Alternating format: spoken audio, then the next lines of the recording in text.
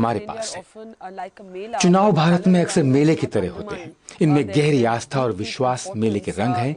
ये रंग कभी फीके नहीं होने चाहिए, क्योंकि इसी आस्था और विश्वास को लेकर आम आदमी चुनाव में अपनी भागीदारी करता है।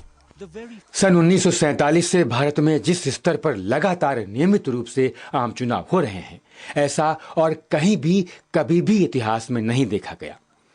ये भारत में लोकतंत्र की ताकत का सबूत है। भारत के संसदीय चुनावों की तुलना दुनिया में हो रहे किसी भी चुनाव से नहीं की जा सकती। यहाँ की 100 करोड़ से भी ज्यादा आबादी में बहुत ही अद्भुत विविधता है, और ये सांस्कृतिक और क्षेत्रीय विविधता खुद अपने आप में एक गंभीर चुनौती है। इस विशाल देश के लोग 1000 से भी ज्यादा बोलियां बोलते हैं, अलग अलग मतों के अनुयायी हैं, जो कि सैकड़ों जातियों संप्रदायों का सामूहिक प्रतिनिधित्व करते हैं।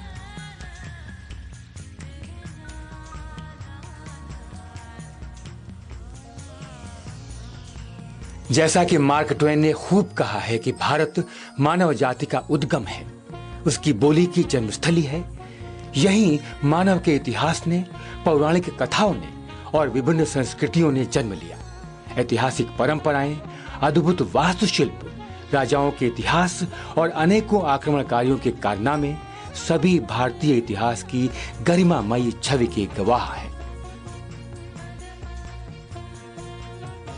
भारत की संस्कृति के बारे में बात करना संगीत, कला, वास्तुशास्त्र, नृत्य, मूर्तिकला और निश्चित रूप से इशारों, संकेतों और चिन्हों से, जिनके जरिए लोग सार्थक, प्रतीकात्मक और मौन भावनाओं का आदान प्रदान करते हैं, की एक लंबी परंपरा के बारे में बात करना है।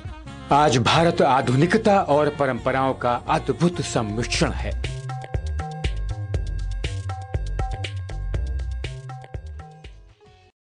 भारत के संविधान निर्माताओं ने ख्वाब देखने की हिम्मत की। वो दूरदर्शी थे। उन्हें तलाश थी एक ऐसी क्रियाविधि की जो देश में मौजूद असंख्य विरोधाभासों के बावजूद एक सफल लोकतंत्र की स्थापना में मददगार हो सके। गहन विचार विमर्श के बाद सर्वसम्मति से एक ऐसी संस्था अस्तित्व में आई जो स्वतंत्र और निष्पक्ष रूप से चुनाव प्रक्रिया का संचालन, प्रबंधन और निरीक्षण कर सके।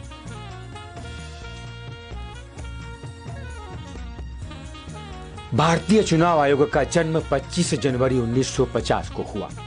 जो लोग ये मशाल लेकर चले, उन्हें शुरू से ही ये मालूम था कि स्वतंत्र, निष्पक्ष और पारदर्शी चुनाव ही सत्ता के नियमित और निर्विघ्न हस्तांतरण की कुंजी है। चुनाव प्रक्रिया संपन्न कराने के लिए चुनाव आयोग लगभग 70 लाख चुनाव कर्मचारियों की सेवाएं लेता है। साथ ही एक बड़ी संख्या में पुलिस और सुरक्षा बलों की सेवाएं भी ली जाती हैं, ताकि हर मतदाता का मताधिकार सुरक्षित रह सके।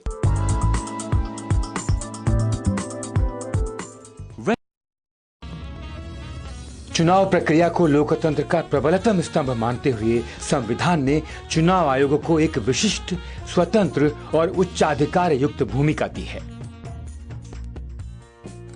आयोग उच्चतम न्यायालय की तर्ज पर अपना कार्य करता है। दरअसल किसी प्रत्याशी को अयोग्य करार देने की कार्यवाही